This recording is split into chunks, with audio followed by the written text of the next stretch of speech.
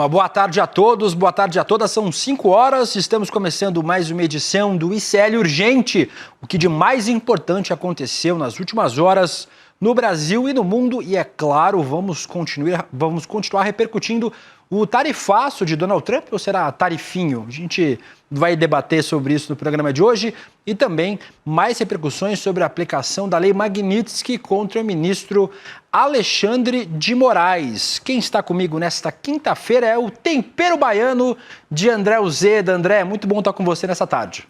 Boa tarde, William. Boa tarde a todos. Estamos aqui substituindo hoje Laura Couto, colocando esse tempero baiano no Urgente. Muito bem, André. Vamos juntos até começar o N2, daqui a pouquinho, Gabriela Varela, Chico Sá e também o Juliano Medeiros, mas vamos começar falando sobre Eduardo Bolsonaro, e dessa vez não é sobre tarifaço, quer dizer, tem a ver. O Eduardo Bolsonaro, deputado federal que está morando nos Estados Unidos, a gente não sabe muito bem o status do Eduardo nesse momento, e o youtuber Paulo Figueiredo estão na mira da Polícia Federal. A informação foi publicada nesta quinta-feira pela jornalista Andréa Sadi, da Globo News. Os dois estão sendo monitorados por incentivar ataques e ampliar a pressão contra autoridades brasileiras nos Estados Unidos.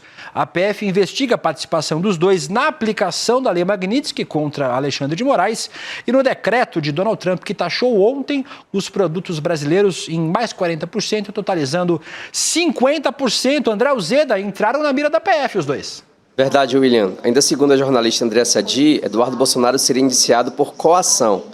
Os investigadores garantem que já tem um amplo material para indiciá-lo. Diante disso, se ele voltar ao Brasil, Eduardo já poderia ser preso. E o pai, Jair Bolsonaro, também estaria sendo investigado pelas mesmas práticas e assim poderia responder por coação ainda no curso do processo por abolição do Estado Democrático de Direito, o processo do golpe que ele já responde e já está bem avançado. William. Vamos falar, André, sobre as medidas que estão levando o Eduardo Bolsonaro e também o Paulo Figueiredo a entrar na mira da Polícia Federal. Falar primeiro sobre o tarifaço. Tarifaço meia bomba, entrou em vigor, finalmente acabou a novela do tarifaço, a gente acha, foi anunciado ontem, finalmente o tarifaço que Trump já havia revelado nas redes sociais, 50% contra produtos brasileiros. O tarifaço está planejado para entrar em vigor no dia 6 de agosto, semana que vem, mais ou menos uma semana depois do prazo inicial previsto.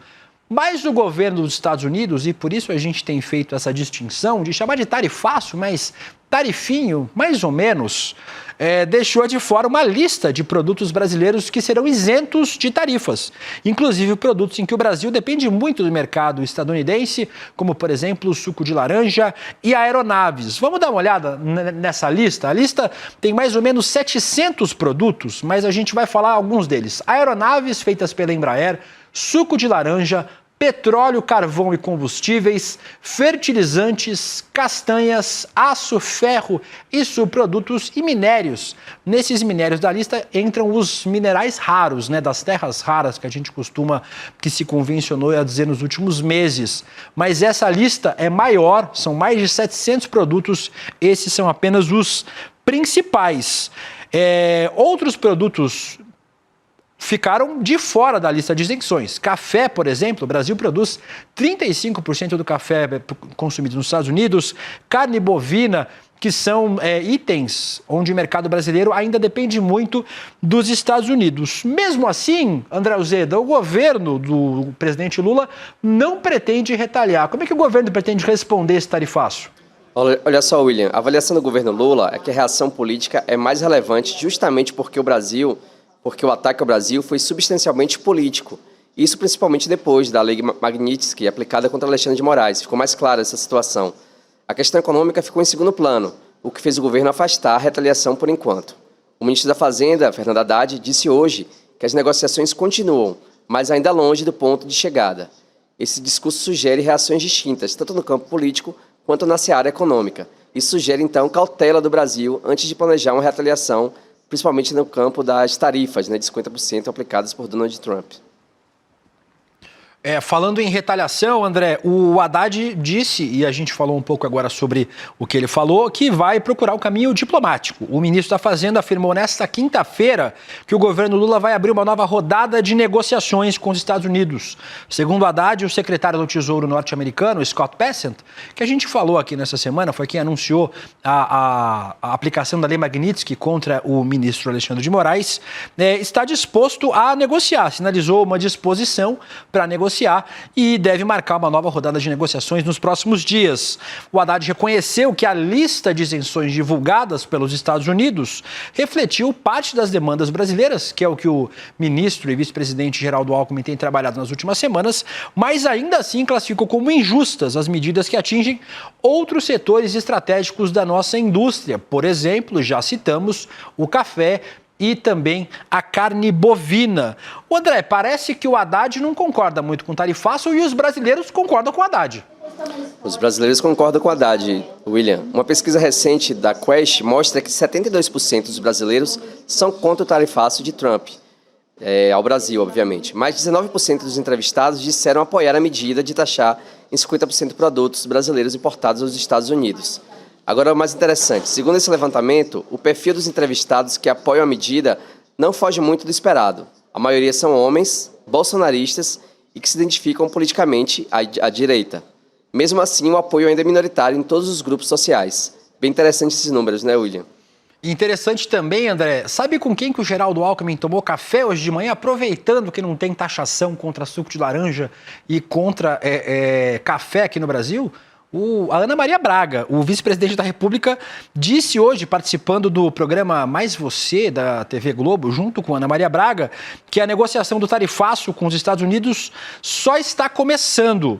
Além de continuar as conversas com os americanos, o Alckmin falou em buscar mercados alternativos. Vamos ver o que falou o nosso vice-presidente. Aqueles 35,9% das exportações que foram atingidas de fato pela tarifa, nós vamos lutar para diminuir. Não damos como assunto encerrado. Negociação mais forte começa agora. Segundo, vamos buscar alternativas de mercado. E terceiro, apoiar setores. Tem pescado muito atingido, mel, frutas, carne bovina e especialmente indústria. Essa é mais difícil de colocar. Tem indústria muito focada naquele mercado. A gente já falou algumas vezes que parte significativa das exportações brasileiras para os Estados Unidos são de produtos primários, né? Os produtos agropecuários, principalmente, e também os produtos de extração mineral. Esses produtos o Brasil pode buscar novos mercados, pode procurar através da União Europeia. Nessa semana agora o presidente Lula vai aos países do leste asiático, na reunião da ASEAN, a própria China, a África, são mercados que podem acabar absorvendo parte dessas exportações brasileiras. Mas o Brasil tem outros problemas na indústria, principalmente nos aviões que ficaram fora da taxação, produzidos pela Embraer. O Brasil conseguiu isenção tarifária, mas o Brasil tem outros produtos industrializados que encontram um pouco mais de dificuldade de encontrar mercados compradores. Então, essa foi a repercussão do vice-presidente Geraldo Alckmin. Vamos falar agora um pouco sobre a Lei Magnitsky, aplicada ontem contra o ministro Alexandre de Moraes. O ministro, a gente lembrou aqui, falamos durante o ICL Urgente de ontem, que o ministro recebeu as sanções da Lei Magnitsky. A gente vai explorar um pouquinho mais daqui a pouco no N2 com a Gabriela Varela, o Chico Sá e o Juliano Medeiros e toda a nossa equipe de comentaristas, os impactos dessa lei para o ministro. Mas a repercussão foi mundial, não só local aqui no Brasil. O William Browder, o principal responsável pela campanha global para a aprovação da Lei Magnitsky, criticou a aplicação dela contra o ministro do STF. André, explica para a gente melhor o que disse Browder sobre essa aplicação contra Moraes. Olha, William, seu xará, ele disse que Moraes não se encaixa nos requisitos necessários para a aplicação da lei. O investidor se manifestou sobre o caso nas redes sociais. A gente tem aqui o trecho, já temos aí na tela. Olha só o que ele disse. Passei anos lutando pela aprovação da Lei Magnitsky para acabar com a impunidade contra violadores graves dos direitos humanos e cleptocratas. Pelo que sei, o juiz brasileiro Moraes não se enquadra em nenhuma dessas categorias. Fecha aspas. Aí foi a fala do Browder. Ele também ele tem uma relação íntima com a medida, né, a Lei Magnitsky, e a gente vai retomar por quê. Isso porque a lei que dá nome, né, ao Magnitsky, ele é um advogado russo do investidor, E em 2009 ele foi morto em uma prisão, depois ficou preso em Moscou, né, na capital da Rússia, por expor um desvio de 230 milhões de dólares das autoridades russas, que haviam acusado a empresa dele, a empresa de Browder, de sonegar impostos. Ou seja, o investidor, né, que baseou e o advogado defendeu, ele disse que não há por que o Moraes ser enquadrado na lei Magnitsky. William. A gente falou sobre isso aqui ontem, André. Por exemplo, quem foi enquadrado na lei foi um xerife do Talibã e um líder de quadrilha no Haiti. Esse é o nível das pessoas que têm recebido sanções da lei Magnitsky pelo mundo, completamente diferente do perfil do ministro Alexandre de Moraes. A gente também lembrou ontem aqui que é o primeiro líder político, né, a primeira liderança política, ainda que seja um ministro do STF, que é de um país democrata, né, de uma democracia plena, que foi sancionado na lei Magnitsky. Também teve repercussão nos Estados Unidos, negativa para Donald Trump. Duas das mais importantes senadoras democratas se posicionaram contra a aplicação das sanções da lei global Magnitsky contra o ministro do STF. Na manifestação por escrito, Elizabeth Warren, democrata de Massachusetts, e Jen Sherrin, que é democrata de New Hampshire, chamaram a punição a Moraes de absurda e denunciaram como, abre aspas, um uso indevido de uma ferramenta crítica de política internacional dos Estados Unidos. As duas senadoras importantes, em especial a senadora Elizabeth Warren, que já foi candidata nas prévias democratas à presidência dos Estados Unidos, se posicionando. Nos Estados Unidos há uma reação. Um outro senador estadunidense também ontem disse que vai buscar a justiça nos Estados Unidos contra a aplicação da lei Magnitsky contra o ministro Alexandre de Moraes, se bem que a Suprema Corte americana é trumpista, né? A maioria dos indicados foram indicados por Trump e também ela costuma referendar as ações, ainda que ações autoritárias, do presidente dos Estados Unidos. Então, mas pelo menos existe uma reação de senadores, de deputados estadunidenses contra as medidas autoritárias de Donald Trump, como, por exemplo, incluiu Alexandre de Moraes na lei Magnitsky. Mas parece que o Xandão não ficou tão preocupado assim. Vamos ver, ontem ele foi no jogo do Corinthians. Eu fiquei muito triste. O Alexandre de Moraes saiu feliz porque o Corinthians ganhou. Mas o Alexandre de Moraes não parece muito preocupado. Ele foi ao jogo do Corinthians e Palmeiras ontem pela Copa do Brasil, deu tchauzinho para as pessoas, também fez um gesto obsceno para a torcida, né? A gente não entende muito bem o motivo ainda, o ministro não explicou o motivo, mas o ministro foi visto no jogo ontem sorridente, né? A TV acabou mostrando o ministro em alguns momentos e ele estava muito sorridente. Quem também saiu em defesa do Moraes foi o ex-presidente José Sarney, ex-presidente da República e ex-senador. Vamos ver o vídeo. Eu, pessoalmente, quero apresentar minha solidariedade à Justiça, na pessoa do ministro Alexandre de Moraes, pelas injustiças que ele está sofrendo e que são coisas absolutamente inacreditáveis que nós presenciamos. Meu avô dizia, nunca corra atrás de um doido, porque você não sabe para onde ele vai. Pois bem, é hoje que nós temos que a função de verificar e não podemos correr atrás de um doido. Devemos ficar mantendo a crença no regime democrático. Deve ser defendido pela justiça, deve ser defendido por todos nós, para que esses 40 anos se multipliquem numa função eterna, numa função permanente, que sempre esteja assegurando a cidadania e a liberdade do Brasil. Muito obrigado.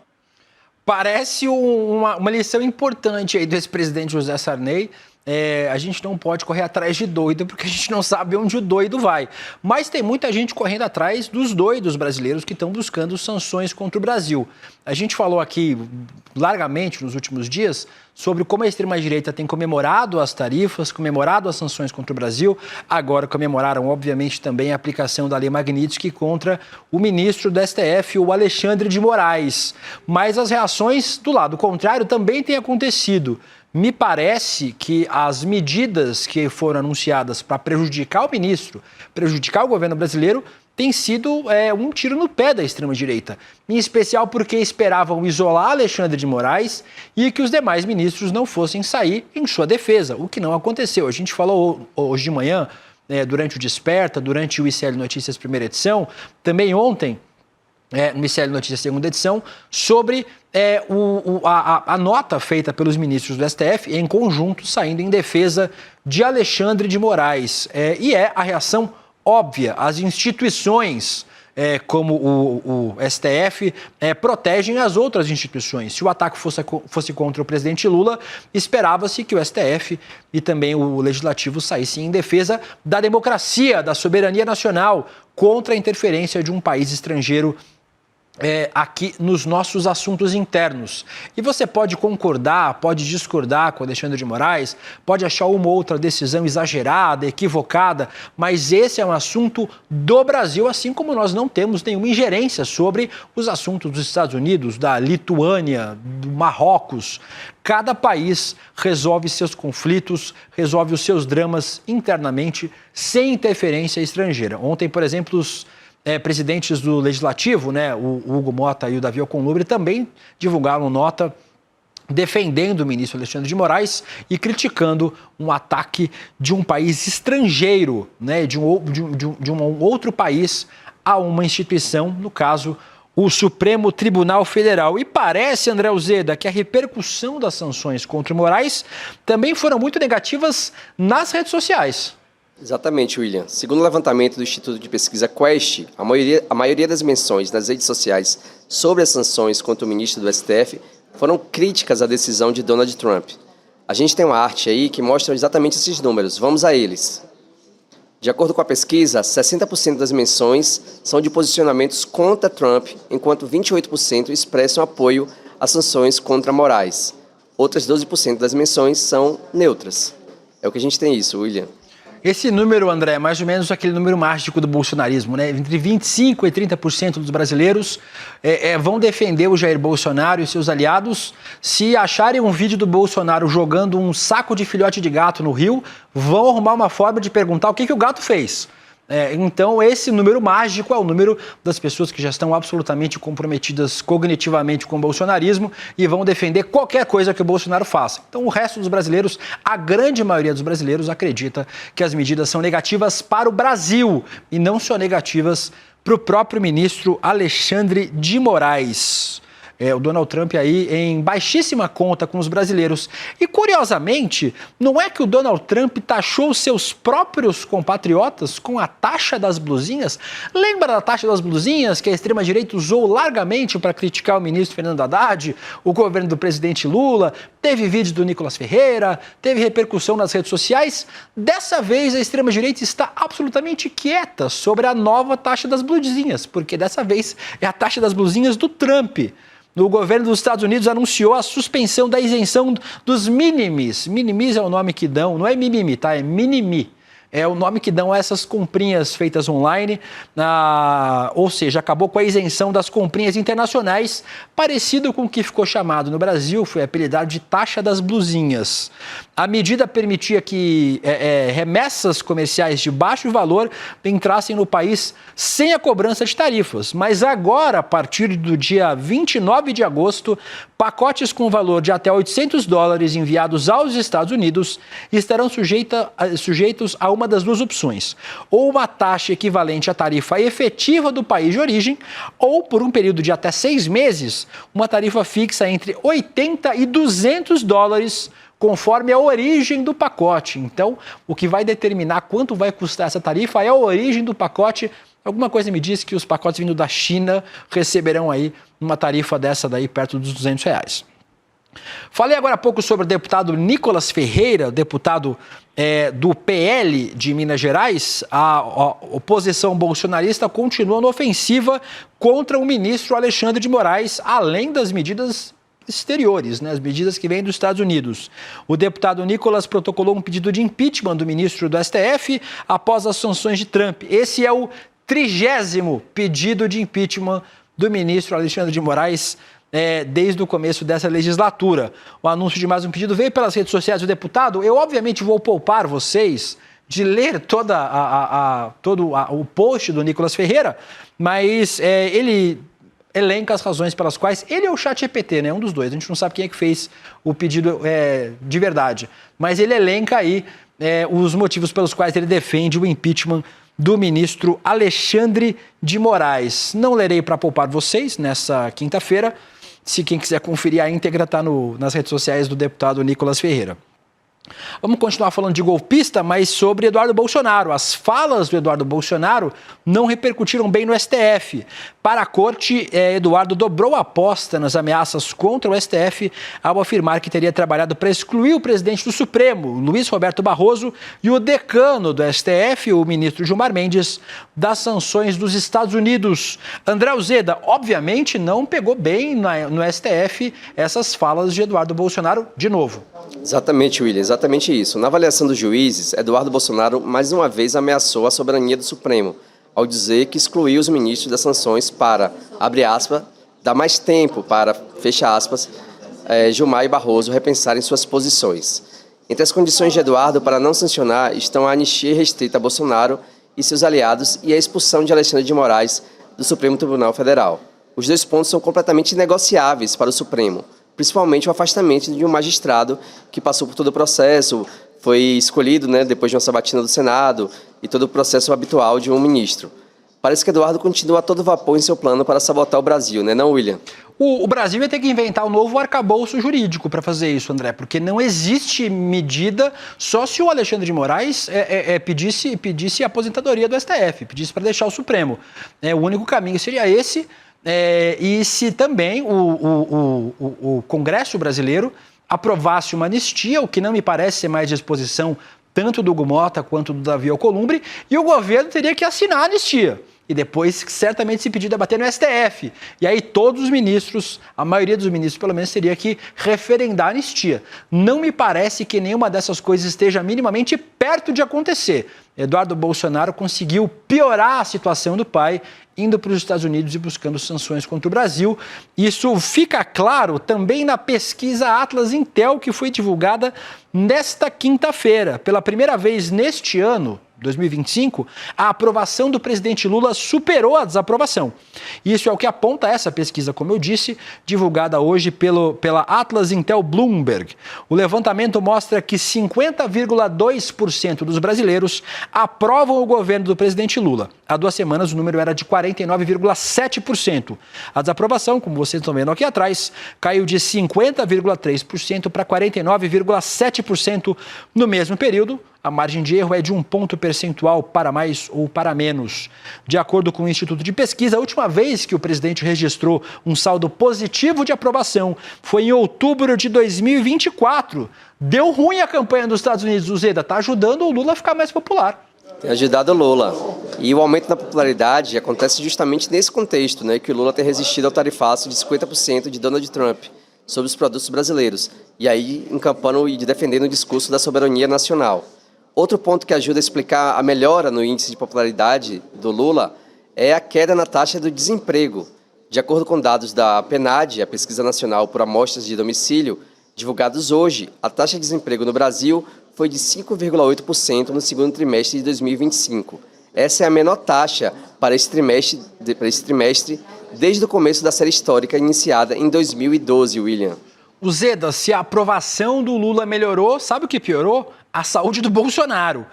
Voltou a ser tema de preocupação de acordo com aliados integrantes do PL. Segundo relatos, o ex-presidente teve fortes crises de soluço ontem. Nossa, meus sentimentos. Vale lembrar que ele ainda se recupera de uma extensa cirurgia que realizou em abril, ainda para tratar da facada que sofreu em 2018 durante a campanha presidencial.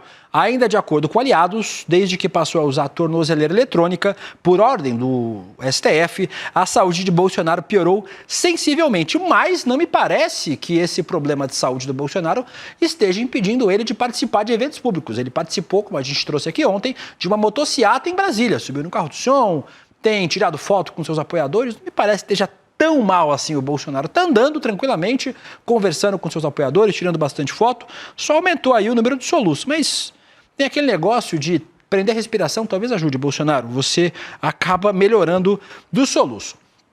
Falando em golpista, vamos falar de Carla Zambelli. O presídio na Itália, onde Carla Zambelli foi levada após a prisão, sofre com superlotação e tem 1/3 da população carcerária formada por mulheres estrangeiras. A deputada federal está detida no presídio feminino Germana Stefanini, localizado no nordeste de Roma. Esse é um dos 3 presídios exclusivos para mulheres na Itália e um dos maiores da Europa. Situação apertada da Carla Zambelli, hein, Uzeda? Pois é, William. Esse presídio, Germana Stefanini, foi construído na década de 50 e durante quase 30 anos foi administrado por freiras católicas, até ser passado para a vigilância penitenciária da Itália. Atualmente, de acordo com números do Departamento de Administração Penitenciária, que foram levantados pelo jornal Folha de São Paulo, 369 mulheres estão detidas no local, 100 a mais que a capacidade máxima prevista. No momento, Zambelli está em uma cela comum enquanto aguarda o processo de extradição até ser concluído. William. A gente tem tempo para mais uma, André Uzeda. Vamos falar sobre o Paquetá.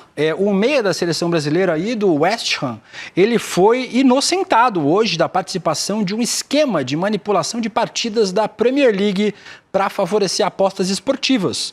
O Paquetá era investigado por supostamente ter forçado o recebimento de cartões amarelos em 4 partidas entre novembro de 22 e agosto de 23. Parece que deu green para o Paquetá, André. Pois é, o meia de 27 anos, revelado na base do Flamengo, ele usou as redes sociais hoje para comemorar sua absolvição. Na mensagem que a gente tem aqui na tela, Paquetá usou metáforas do famoso 7-1 sofrido pela seleção brasileira em 2014, misturado com louvações evangélicas. Ele disse que, abre aspas, os inimigos virão contra nós por um caminho, mas por 7 caminhos eles fugirão. Fecha aspas. Na mensagem, ele ainda agradeceu à esposa, o clube, o West Ham, os torcedores e também a Deus. André Uzeda, muito obrigado pela parceria nessa quinta-feira. Um prazer. É a primeira vez que a gente está junto no ar, então um prazer estar com você aqui no ICL Urgente nessa quinta. O prazer foi todo meu, William. Espero que o público tenha gostado. Peço perdão pelo sotaque, mas é isso.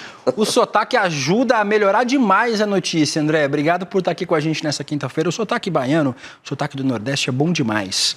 Aproveitar para convidar vocês, a gente está terminando o programa, mas hoje à noite tem Inimigos do Povo. A gente celebrou aqui nessa semana a altíssima adesão ao ICL Eterno. A gente agradece a todo mundo que virou Eterno junto com a gente. E um presente que a gente oferece para vocês nessa quinta-feira é Quem são os inimigos do povo? Daqui a pouquinho, depois do ICL Notícias segunda edição, a gente tem essa aula aberta com nada mais, nada menos do que Gessé Souza, um dos maiores sociólogos do Brasil, e João César de Castro Rocha, o nosso querido professor, o professor da aula A Semente do Caos.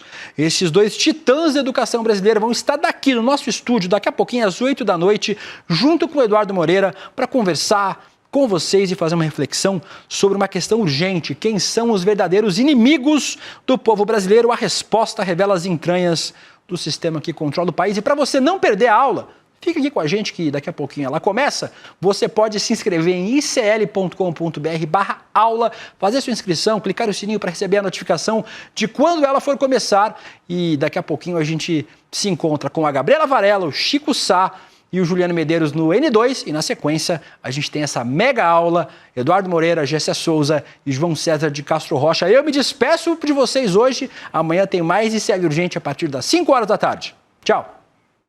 Meus amigos, eu tenho uma novidade muito importante para anunciar para vocês. No dia 31 de julho, eu, Gessé Souza e João César de Castro Rocha iremos debater sobre por que a elite consegue manter os seus privilégios até hoje, né?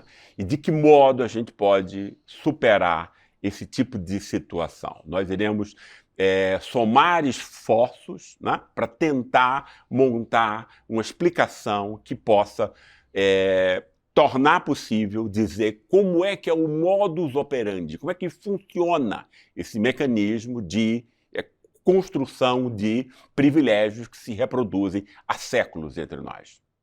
Você pode ir para qualquer país e fazer qualquer tipo de documentário. Eu não hago apologia da pobreza, hago apologia da sobriedade. Agora, eu disse, vem, eu desafiei, vem aqui, para ver se eu tenho renda ou não.